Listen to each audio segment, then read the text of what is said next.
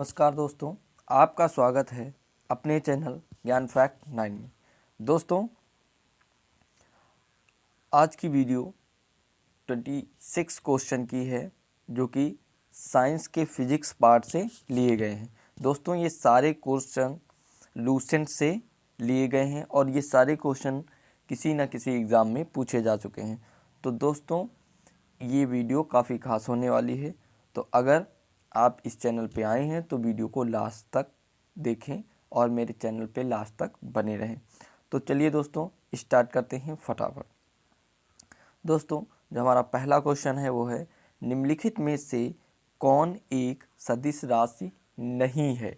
दोस्तों, ऑप्शन है संवेग, वेग, कोणीय वेग, द्रव्यमान। दोस्तों, जो संवेग है वो एक सदिश राशि होती है। इसका फॉर्मूला होता है P = m/v। मतलब द्रव्यमान गुणे वेग को हम क्या कहते हैं? संवेग कहते हैं। वेग दोस्तों, जो वेग होता है वो दोस्तों होता है v = s/t। तो ये भी एक सदिश राशि है। संवेग एक सदिश राशि है, वेग भी एक सदिश राशि है और कोणीय वेग, वेग हो या कोणीय वेग हो, दोनों ही सदिश राशियों में आ जाएंगी। लेकिन दोस्तों, जो ऑप्शन हमारा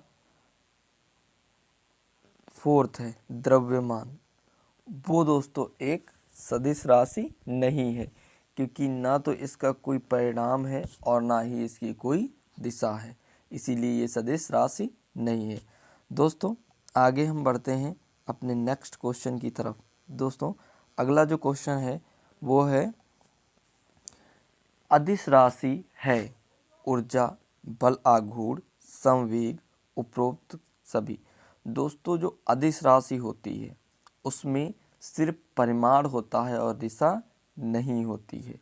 लेकिन अगर हम इसके फॉर्मूले की ऊर्जा जो है उसके फॉर्मूले की बात करें तो जो ऊर्जा है और कार्य दोनों एक समान होते हैं। अगर ऊर्जा एक अदिश राशि है तो कार्य भी एक अदिश राशि होगा। तो W = F.S होता है।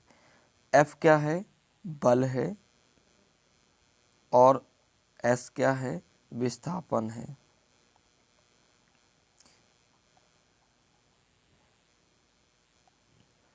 दोस्तों, जो ऊर्जा है वो एक अदिश राशि है, क्योंकि इसमें क्या होता है, फॉर्मूला होता है F.S।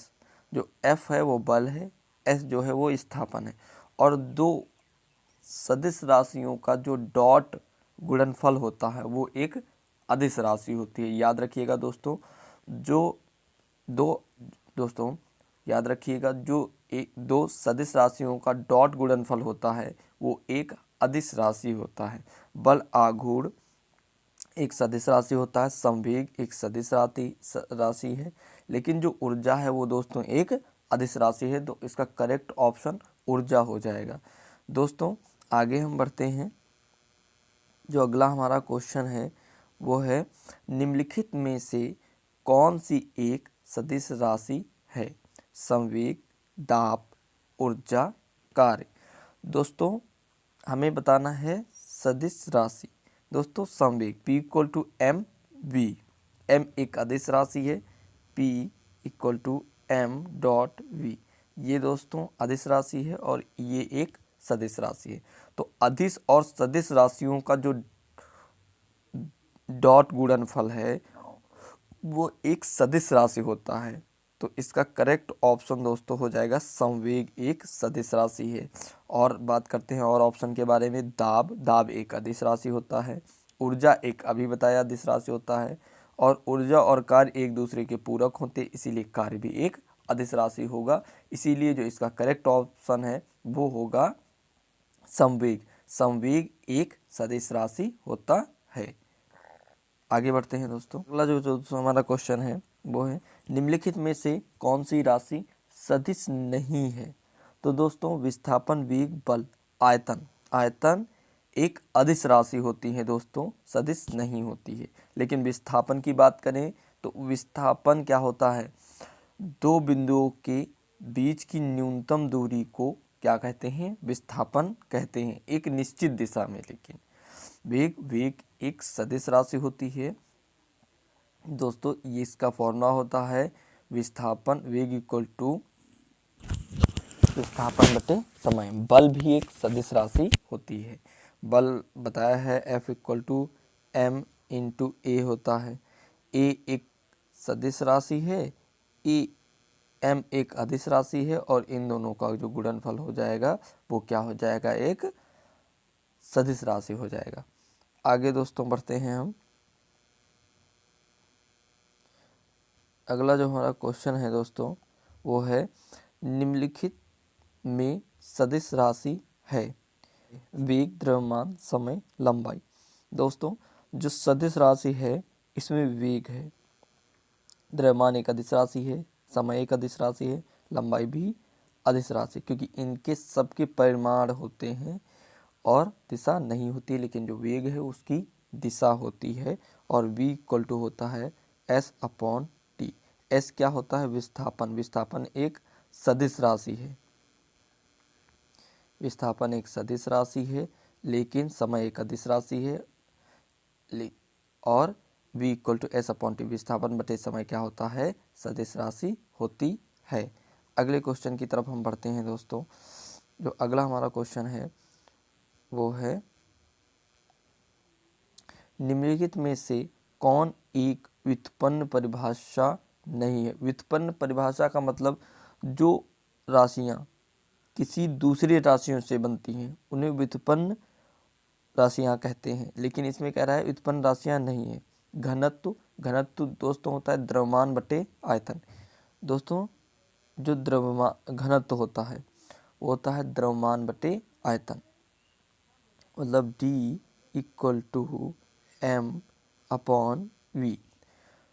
तो ये आप देख सकते हैं कि जो ये राशियां बन रही हैं ये किसी न किसी को मिलाकर बन रही, तो ये एक व्युत्पन्न राशि है।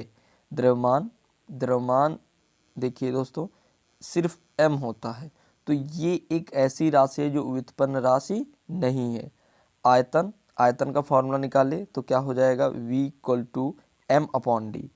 इसी तरह चाल भी व्युत्पन्न राशि है, लेकिन जो द्रव्यमान है दोस्तों वो एक व्युत्पन्न राशि नहीं है, व्युत्पन्न परिभाषा नहीं है। तो इसका करेक्ट ऑप्शन द्रव्यमान हो जाएगा।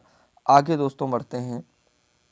अगला जो क्वेश्चन है हमारे पास वो है त्वरण ज्ञात करने का सही सूत्र कौन सा है? दोस्तों जो त्वरण होता है वो होता है वेग परिवर्तन की दर,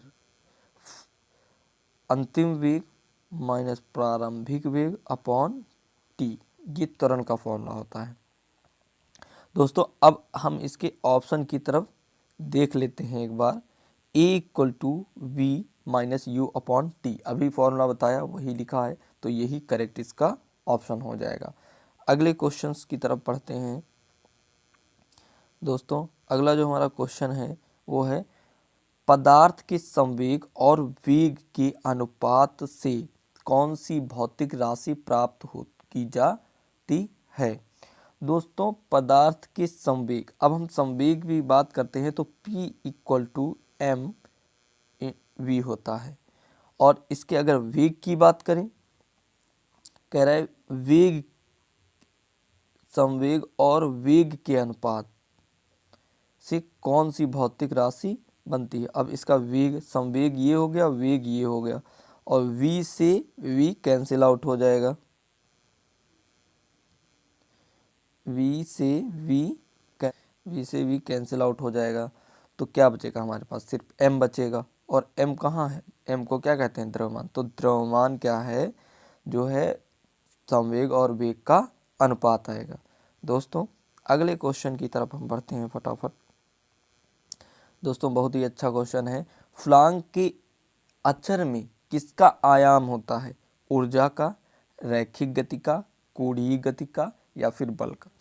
दोस्तों जो फ्लांग का क्वांटम सिद्धांत आया था, फ्लांग ने कहा था कि जो इलेक्ट्रॉन है वो उसी कक्षा में, परमाणु की उसी कक्षा में गति करेंगे जिसका कोणीय संवेग क्या होगा, NH/2 होगा। क्या होगा, P = NH/2। दोस्तों ये प्लैंक ने बताया था। प्लैंक ने बताया था कि जो इलेक्ट्रॉन है परमाणु की उसी कक्षक में गति करेंगे जिसका कोणीय संवेग क्या होगा, NH/2 होगा। तो आप समझ सकते हैं कोणीय संवेग मतलब कोणीय गति। तो इसका करेक्ट ऑप्शन जो हमारे पास है वो क्या हो जाएगा, कोणीय गति। दोस्तों अगला जो हमारा क्वेश्चन है उसकी तरफ हम फटाफट बढ़ते हैं। दोस्तों एक लड़की झूले पर बैठी स्थिति में झूला झूल रही है। उस लड़की के खड़े हो जाने पर दोलनों का आवर्त काल बताइए। दोस्तों अगर कोई लड़की बैठी है और वो अचानक झूले पर खड़ी हो जाती है तो याद रखिएगा उसका जो दोलनों का आवर्त काल है वो हमेशा कम हो जाएगा। तो इसका करेक्ट ऑप्शन देखिए कम हो जाएगा। पहला ही ऑप्शन दिया है कम हो जाएगा। अगले क्वेश्चन की तरफ दोस्तों हम बढ़ते हैं। अगला जो दोस्तों हमारे पास क्वेश्चन है वो 35 नंबर का क्वेश्चन है। घूर्णन करती एक गोल मेज पर अचानक एक लड़का आकर बैठ जाता है। मेज के कोणीय वेग पर क्या प्रभाव पड़ेगा। दोस्तों अगर कोई घूर्णन करती मेज है और उस पर अचानक कोई लड़का आकर बैठ जाएगा तो क्या होगा, उस पर बल बढ़ेगा। मतलब उस पर क्या पड़ेगा, द्रव्यमान बढ़ेगा उसका। और द्रव्यमान जैसे ही बढ़ेगा तो क्या होगा, मेज का कोणीय वेग हमेशा क्या हो जाएगा दोस्तों, कम हो जाएगा। पहला ही ऑप्शन करेक्ट दिया है। बढ़ जाएगा ये बिल्कुल गलत है, उतना ही रहेगा ये भी बिल्कुल गलत है, कुछ नहीं कहा जा सकता ये बिल्कुल गलत है। तो इसका करेक्ट ऑप्शन जो हो जाएगा वो हो जाएगा कम हो जाएगा। आगे बढ़ते हैं दोस्तों। अगला जो हमारा क्वेश्चन है वो है यदि किसी चली हुई वस्तु के वेग को 2 गुना कर दिया जाए तो उसका या उसकी क्या होगा उस पर। दोस्तों ये बहुत ही बार क्वेश्चन पूछा जा चुका है और बहुत इम्पोर्टेंट भी है। तो इसको हम डिटेल से समझेंगे इस क्वेश्चन को, थोड़ा टाइम भले ही लग जाए। देखिए दोस्तों क्या है, यदि किसी चली हुई वस्तु के वेग को 2 गुना कर दें, वेग क्या हो 2 गुना 2v हो जाए तो उसकी गतिज ऊर्जा क्या हो जाएगी, 4 गुनी हो जाएगी। क्योंकि जो फॉर्मूला होता है वो होता है K = ½ mv²। अब देखिए दोस्तों अगर यहाँ 2 है और 2 का हम ये तो मान लीजिए इसको हटा दीजिए तो K = क्या हो जाएगा, सिर्फ v²। देखिए तो v² मतलब 2 का स्क्वायर, 2 गुना कर रहे हैं तो 2 का स्क्वायर कितना आएगा दोस्तों, 4। तो आंसर क्या आएगा 4। तो क्या हो जाएगी, 4 गुना हो जाएगी। ऑप्शन नंबर 3 इसका करेक्ट है दोस्तों, याद रखिएगा। अगला जो क्वेश्चन है हमारे पास उधर वो है किसी पिंड के द्रव्यमान तथा भार में अंतर होता है क्योंकि। द्रव्यमान और भार में क्या अंतर होता है। दोस्तों याद रखिएगा जो हमारा द्रव्यमान होता है वो अपरिवर्तित होता है और जो भार होता है वो परिवर्तित होता है। क्योंकि द्रव्यमान को अगर मान लीजिए, द्रव्यमान किसको बोलते हैं समझ लीजिए कि जैसे आपकी बॉडी है उसका जो शेप है वो कैसा है, वो जैसा भी है, कोई भी बॉडी है कोई भी वस्तु है उसका जो शेप है वो द्रव्यमान होता है और भार जो उसमें कितने किलो का है वो उसका भार होता है। तो दोस्तों जो द्रव्यमान जो उसका शेप है वो चाहे यहाँ ले जाइए, चाहे अंतरिक्ष में ले जाइए, चाहे चंद्रमा पर ले जाइए, लेकिन उसमें कोई भी चेंजेस नहीं आएगा। लेकिन अगर हम उसके भार की बात करें तो भार अगर यहाँ रहेंगे तो यहाँ पे कुछ और रहेगा और चंद्रमा पे जाएंगे तो वहाँ पे ग्रेविटी कम हो जाती है, ग्रेविटी चंद्रमा पर हो जाती है G/6। तो मतलब वहाँ पे जो भार हो जाएगा वो अगर वो आदमी 60 किलो का वहाँ है, यहाँ सॉरी अगर यहाँ 60 किलो का है तो वहाँ जाके कितना हो जाएगा, वहाँ पे 60 6 से उसको भाग दे दीजिए तो 10 आएगा, तो वहाँ 10 किलो का आएगा। तो याद रखिए द्रव्यमान स्थिर रहता है जबकि भार परिवर्तनीय होता है। ऑप्शन नंबर 2 करेक्ट हो जाएगा दोस्तों। अगले क्वेश्चन की तरफ हम बढ़ते हैं। दोस्तों अगला जो हमारे पास क्वेश्चन है वह किसी भी स्थिर या गतिशील वस्तु की स्थिति और दिशा में तब तक कोई परिवर्तन नहीं होता है जब तक उस पर कोई बाह्य बल सक्रिय ना हो। या किसने कहा था? दोस्तों, न्यूटन का गति विषयक ये प्रथम नियम होता है।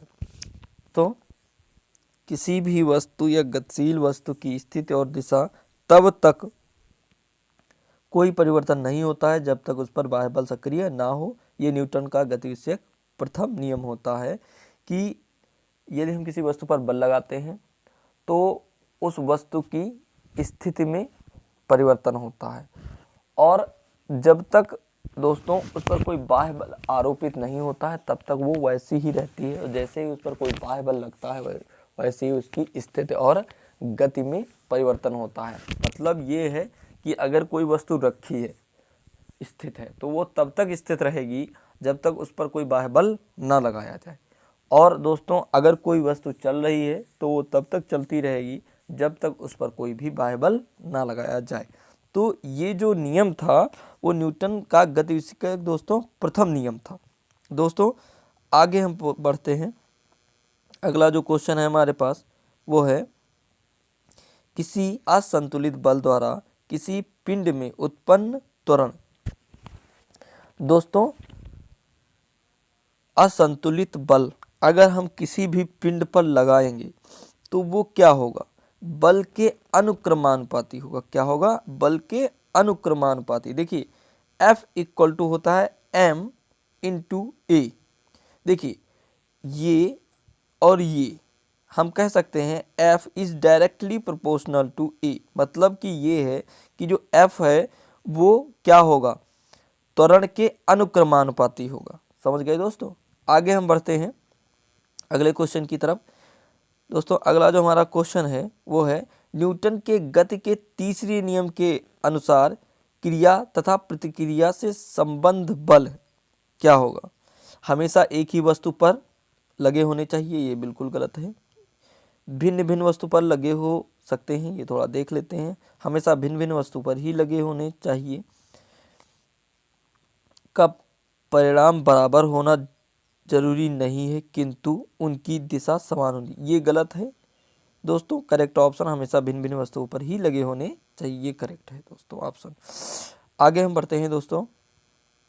अगला जो हमारा क्वेश्चन है दोस्तों वो है, प्रत्येक क्रिया के बराबर व विपरीत दिशा में एक प्रतिक्रिया होती है। यह है न्यूटन गति का तीसरा नियम है दोस्तों। ये कौन सा है? तृतीय। न्यूटन का गति विषयक तृतीय नियम है दोस्तों। तृतीय नियम था दोस्तों, जब हम किसी वस्तु पर बल लगाते हैं तो वह वस्तु उतना ही बल विपरीत दिशा में लगाती है। ये है न्यूटन का गति विषयक नियम। दोस्तों याद रखिएगा, रॉकेट वाली जब बात आती है कि रॉकेट जब उड़ता है तो उस पर कौन सा नियम, न्यूटन का कौन सा नियम लागू होता है, तो वो भी न्यूटन का तृतीय नियम ही लागू होता है। दोस्तों आगे हम बढ़ते हैं। अगला जो हमारा क्वेश्चन है, जल में तैरना न्यूटन के गति के किस नियम के कारण संभव है? दोस्तों इसका भी आंसर तृतीय नियम के कारण है। किस नियम के कारण है? जब कोई आदमी जल में तैरता है तो उसमें न्यूटन का गति विषयक तृतीय नियम लागू होता है। अगला जो दोस्तों क्वेश्चन है हमारे पास वो है कोई पिंड तब तक विराम अवस्था में ही बना रहेगा जब तक उस पर ही बाह्य बल कार्य ही करता है। यह कथन किसका है? दोस्तों न्यूटन का। न्यूटन ने 3 नियम दिए थे, ये नियम नंबर फर्स्ट में ऐसा बोला गया था, तो इसका करेक्ट ऑप्शन जो है वो फर्स्ट है, न्यूटन। दोस्तों अगला जो हमारे पास क्वेश्चन है वह है, बल की परिभाषा को किसके आधार पर व्याख्यात किया जा सकता है? दोस्तों बल की जो परिभाषा है वो न्यूटन के प्रथम नियम के द्वारा, गति के प्रथम नियम के द्वारा परिभाषित किया गया था कि बल जो है, जैसे जड़त्व बल है, जड़त्व बल था कि जिसके कारण कोई भी वस्तु क्या होती थी? अपनी स्थिति में परिवर्तन नहीं कर पाती थी। तो ये गति के प्रथम नियम पर आधारित था बल की परिभाषा। याद रखिएगा, कभी कभी लोग दूसरा नियम लगा देते हैं क्योंकि उसमें F इक्वल टू था, लेकिन वो गलत है। गति के पहले नियम से ही ऐसा संभव था। दोस्तों अगला क्वेश्चन हमारे पास है, वो है किसी पिंड उस गुणधर्म को क्या कहते हैं जिससे वह सीधे रेखा में विराम या एक समान गति की स्थिति में किसी भी परिवर्तन का विरोध करती है। दोस्तों बहुत ही आसान क्वेश्चन है और इसका आंसर है जड़त्व। जड़त्व किसी भी वस्तु की स्थिति में परिवर्तन का क्या करती है, विरोध करती है, और अगर वस्तु गति में है तो उसका भी क्या करेगी, विरोध करेगी। तो इसका करेक्ट ऑप्शन है जड़त्व। दोस्तों अगला जो क्वेश्चन है हमारा वो है न्यूटन के पहले नियम को भी कहते हैं, क्या कहते हैं दोस्तों, जड़त्व का नियम। न्यूटन के पहले नियम को क्या कहते हैं, जड़त्व का नियम कहते हैं। दोस्तों अगला जो क्वेश्चन है हमारे पास वो है गाड़ी खींचता हुआ घोड़ा किस बल के कारण आगे बढ़ता है। दोस्तों ये बहुत ही शानदार क्वेश्चन डाला है। ये क्वेश्चन, इसका जो आंसर है ये है गाड़ी द्वारा घोड़े पर आरोपित बल से। गलत है दोस्तों, ये घोड़े द्वारा गाड़ी पर, ये भी गलत है दोस्तों। घोड़े द्वारा अपने पैरों से पृथ्वी पर आरोपित बल, पृथ्वी द्वारा घोड़े के पैरों पर। दोस्तों इसका करेक्ट ऑप्शन नंबर 4 है। जब घोड़ा अपने पैरों से पृथ्वी को पीछे की तरफ धकेलता है तब जो है वो घोड़ा गाड़ी आगे की तरफ बढ़ती है, और इसीलिए ये ऑप्शन नंबर 4 करेक्ट है। पृथ्वी द्वारा घोड़े के पैरों पर आरोपित बल से वो आगे बढ़ती है। दोस्तों आगे चलते हैं हम,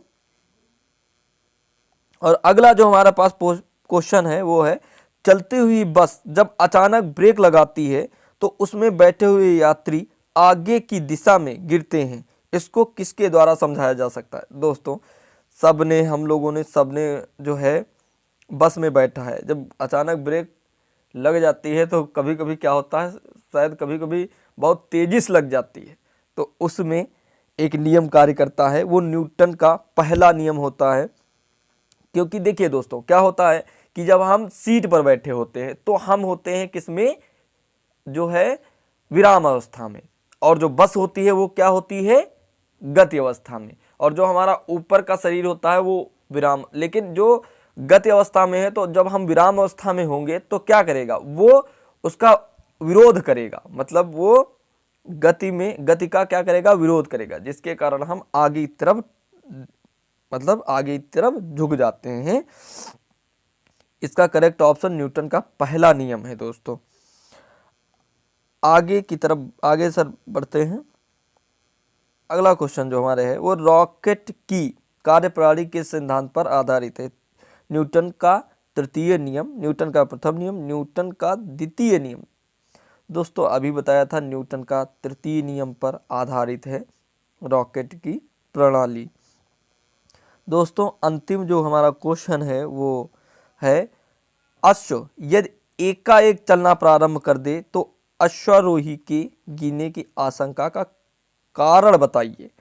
दोस्तों द्रव्यमान संरक्षण का नियम ये गलत है। जड़त्व का विराम, दोस्तों जड़त्व आघूर्ण ये तो बिल्कुल नहीं आ सकता। द्रव्यमान का संरक्षण नियम ये भी नहीं। विराम जड़त्व, दोस्तों किस वजह से विराम जड़त्व, क्या होता है कि जब कोई भी घोड़ा आगे बढ़ता है एकाएक और हम उसके ऊपर बैठे होते हैं तो होता क्या है, हम तो विराम में हैं और वो गति में है, तो क्या होगा कि विराम के जड़त्व के कारण हम क्या करेंगे कि पीछे की ओर धकेलने की हमें आशंका लगेगी। तो इसीलिए इसका ऑप्शन नंबर 3 जो है वो करेक्ट है। दोस्तों ये 26 क्वेश्चन की सीरीज थी और ये पार्ट 2 था, और ये सारे क्वेश्चन लूसेंट से लिए गए हैं। आप जानते हैं लूसेंट का कितना महत्व है हर कॉम्पिटिटिव एग्जाम में। आप अगर चैनल पे आए हैं तो आप अपने चैनल को सब्सक्राइब करना ना भूलें और मेरे वीडियो को लाइक और शेयर करें अगर वीडियो ज़रा सा भी आपको अच्छी लगी हो। धन्यवाद दोस्तों, मिलते हैं आगे वीडियो में। जय हिंद।